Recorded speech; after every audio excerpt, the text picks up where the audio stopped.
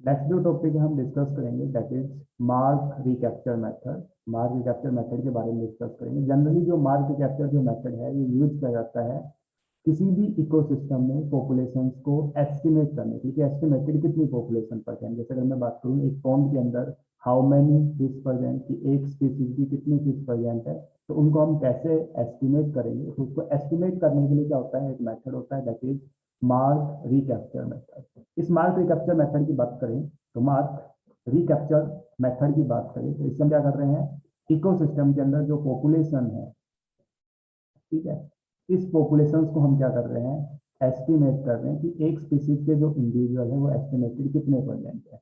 तो इसके अगर हम मेथड्स की बात करें तो इस प्रोसेस के अंदर बात करें, मार्केट कैप्चर मेथड्स की बात करें तो इसमें प्रोसीजर की बात करें तो इसमें फर्स्ट स्टेप क्या होता है कि हम किसी भी इंडिविजुअल की, किसी भी ऑर्गेनिज्म को जिनको हम एस्टिमेट करना चाहते हैं कि कितने नंबर ऑफ आपके इंडिविजुअल्स प्रेजेंट है उस इकोसिस्टम के अंदर। अगर हम एक एग्जांपल की बात करें कि एक क्रो फील्ड है, उस क्रो फील्ड के अंदर हाउ मेनी रैट प्रेजेंट, कितने रैट प्रेजेंट है, उसको एस्टिमेट करने के लिए हम क्या यूज कर रहे हैं, मार्क रिकैप्चर मेथड को यूज कर रहे हैं। प्रोसीजर की बात करें हम कैसे करेंगे तो फर्स्ट ऑफ ऑल हम क्या करेंगे, उस क्रो फील्ड के अंदर क्या करेंगे, उन ऑर्गेनिज्म को, दैट मीन्स हम रैट को क्या करेंगे, हम कैप्चर करेंगे। तो फर्स्ट स्टेप के अंदर हम क्या करते हैं, जिस इंडिविजुअल्स की पॉपुलेशन को हमें एस्टिमेट करना होता है उनको हम क्या करते हैं, कैप्चर करते हैं।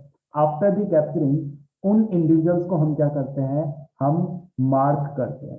ठीक है, मार्क करने के लिए हम कोई भी मेथड यूज कर सकते हैं। इसमें भी हम कुछ डाई का यूज कर सकते हैं ताकि हमें पता रहे कि हमने इन इंडिविजुअल्स को कैप्चर किया हुआ है प्रीवियसली। तो हम क्या करते हैं, कुछ डाई का यूज करते हैं। इसके अलावा डाई के अलावा हम क्या यूज कर सकते हैं, कुछ टैग यूज कर सकते हैं, एक्सेट्रा हम कुछ भी यूज कर सकते हैं। तो फर्स्ट स्टेप के अंदर हम कैप्चर करते हैं, देन कैप्चरिंग करने के बाद हम क्या करते हैं, उनको मार्क करते हैं। मे बी डाई से, मे बी हम कोई टैग लगा सकते हैं कि हमने इनको प्रीवियसली कैप्चर किया हुआ है। आफ्टर दी मार्किंग हम इनको फिर से क्या कर देते हैं, सेम इकोसिस्टम के अंदर हम क्या कर देते हैं, उनको रिलीज कर देते हैं। तो फर्स्ट हमने कैप्चर किया, देन मार्क किया, मार्क करने के बाद हमने उनको फिर से उनको क्या कर दिया, रिलीज कर दिया।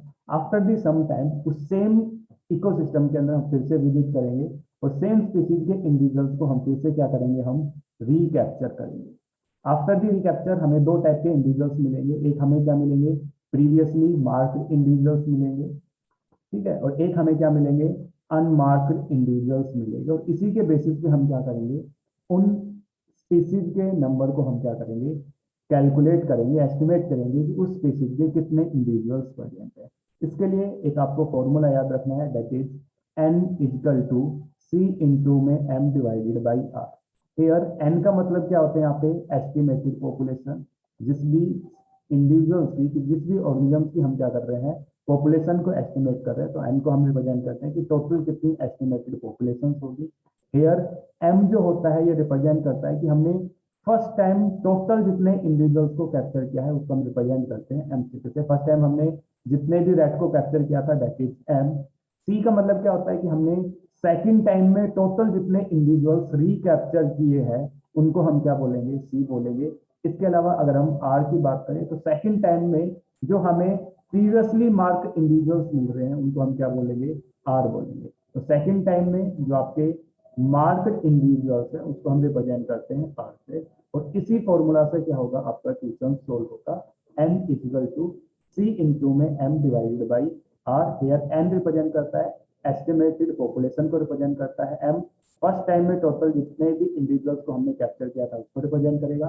सी आपके सेकंड टाइम में जितने भी इंडिविजुअल्स को हमने कैप्चर किया है उसको सी रिप्रेजेंट करेगा। और जो आर है वो आपके सेकंड टाइम में जो मार्क जो इंडिविजुअल्स है उनको क्या करेगा, आपका रिप्रेजेंट करेगा। जैसे अगर हम एक एग्जांपल्स की बात करें कि एग्जांपल हमने क्या किया, किसी भी एक इकोसिस्टम में गए, जैसे हम एक क्रो फील्ड में गए और हमने क्या किया, 50 ग्रास ऑपर्स को हमने क्या किया, कैप्चर किया। दैट मीन्स 50 जो ग्रास ऑपर है हमने उनको कैप्चर किया। दैट मीन्स हम बात करें कि फर्स्ट टाइम में हमने 50 ग्रास ऑपर को कैप्चर किया। दैट मीन्स एम की वैल्यू क्या होगी, आपकी 50 होगी। देन हमने उनको मार्क किया, मार्क करने के बाद उनको सेम इकोसिस्टम में हमने उनको रिलीज कर दिया।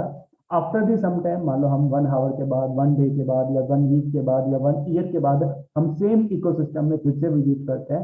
और आफ्टर दी विजिटिंग हम फिर से क्या करेंगे, उन सेम स्पीसीज के इंडिविजुअल्स को, सेम ग्रास ऑपर को हम फिर से क्या करेंगे, रिकैप्चर करेंगे। मान लो हमने सेकंड टाइम में 100 ग्रास ऑफर्स को हमने क्या किया, रिकैप्चर किया। दैट मीन्स सेकंड टाइम में हमने सेकंड टाइम टोटल कितने रिकैप्चर किए, 100 ग्रास ऑफर को रिकैप्चर किया। दैट मीन्स सी की वैल्यू क्या हो जाएगी आपकी, 100 हो जाएगी। मान लो हमने जो 100 सेकंड टाइम में रिकैप्चर की है ग्रास ऑफर को, उसमें से 20 जो आपके ग्रास ऑफर है वो आपके प्रीवियसली टैग वन है। दैट मीन्स आर की वैल्यू क्या होगी आपकी, 20 हो गई। इसी डाटा के बेसिस पे हम क्या कर सकते हैं कि उस क्रॉप फील्ड में टोटल कितने ग्रास ऑफर है उसको कैलकुलेट कर सकते हैं बाय यूजिंग दिस इक्वेशन, इस इक्वेशन के हेल्प से। तो एन हम एस्टिमेटेड पॉपुलेशन निकाल रहे हैं, सी की वैल्यू यहाँ पे क्या है आपकी 100 है, एन की वैल्यू क्या है यहाँ पे 50 है, और आर की वैल्यू की बात करें तो यहाँ पे क्या है आपकी 20 है।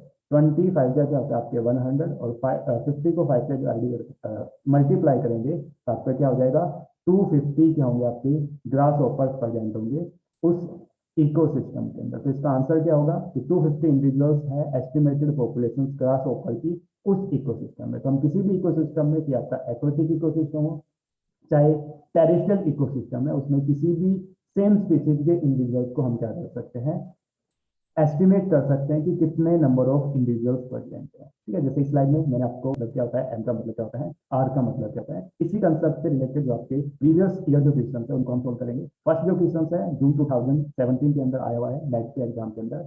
इन an experiment to determine the number of rat in a field, कि हम एक एक्सपेरिमेंट कर रहे हैं और इस एक्सपेरिमेंट से हम डिटरमाइन कर रहे हैं कि एक फील्ड के अंदर कितने टोटल नंबर ऑफ क्या है आपके रैट प्रेजेंट है। 80 rats were initially capture, that means initially capture मतलब फर्स्ट टाइम कैप्चर किया है, और फर्स्ट टाइम कैप्चर किया उसको हम किससे रिप्रेजेंट करते हैं, एम से रिप्रेजेंट करते हैं। तो एम की वैल्यू क्या होगी आपकी 80 होगी। मार्क एंड रिलीज, हमने उनको मार्क किया, देन फिर से हम उसको क्या कर दिया, रिलीज कर दिया। आफ्टर 1 मंथ, एक मंथ के बाद हम फिर से क्या करते हैं, 100 rats were capture in the same field. That means जो 100 रैट्स है हमने फिर से रिकैप्चर किया है, that means second time capture की है। तो आपके सी की वैल्यू क्या होगी आपकी 100 हो गई, of which 20 were previously mark one. That means आपके आर की वैल्यू कितनी होगी आपकी 20 इंडिविजुअल्स होगी। तो based on the above observations estimate population size of the rat in the field will be, उस फील्ड के अंदर जो पॉपुलेशन है उस रैट की एस्टिमेटेड जो पॉपुलेशन है वो क्या होगी। इसके लिए फॉर्मूला क्या होता है, n equal to c into में n डिवाइडेड बाई में आर। यहाँ पे हमने देखा सी की वैल्यू क्या है आपकी 100 है, m की वैल्यू क्या है यहाँ पे 80 है, वाइल अगर हम r की बात करें तो r की वैल्यू यहाँ पे क्या है आपकी 20 है। तो 25 जा कितने होंगे आपके 100 होंगे, और 80 को हम 5 से डिवाइड करेंगे मल्टीप्लाई करेंगे तो क्या होंगे आपके 400 क्या होगी आपकी इंडिविजुअल्स प्रेजेंट होंगे। ठीक है, तो अगर आपको ये कंसेप्ट पता है तो आप इस क्वेश्चन को सोल्व कर सकते हो। फॉर्मूला बेस्ड क्वेश्चन है, n equal to c divided by m by r. तो इसका राइट आंसर है ऑप्शन सी 400। ओके, प्रिया का आंसर राइट है।